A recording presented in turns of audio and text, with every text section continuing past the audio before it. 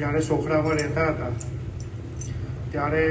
બધા ભક્તોને સત્સંગ કરવાની કેવી ગરજ રાખે એની વાત છે આમ કે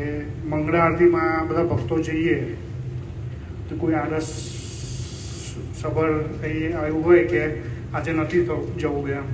તો એ ધ્યાન રાખે કે આ ભગત આજે નહીં આવે તો કે આ બીજે દાડે ભગતની ઘરે જઈને ભગતે ઉઠાડીને લઈ જાય એમ પછી મંગળા આરતીમાં ગયા હોય તો પછી શાકભાજીની સેવા આવે તો મંદિરે ઉપરના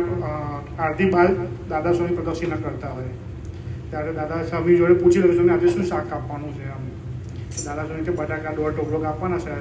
જીના કાપવાના છે કે મોટા કાપવાના છે, બધું ગાઈડન્સ લઈ લે પહેલેથી એડવાન્સમાં. પછી જ્યાં રસોડે જાય જાતે બટાકાના ટોપલા ઉતારે, એક બે સેવાભાજીની જોડે હેલ્પ લે અને આખા બટાકા ધોઈને આખું આમ એ કરીને છાલ કરીને પછી સામેની સાઈડ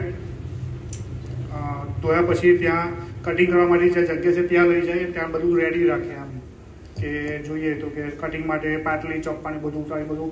ભક્તો માટે અમુક વાર આસન બી પાથરી દઈને બધું રેડી રાખે. એવા બધા અદ્ભુત પ્રસંગો છે ભગતના. હવે આરતી ભક્તિ ગઈ છે તો પછી ફરી કરીશું.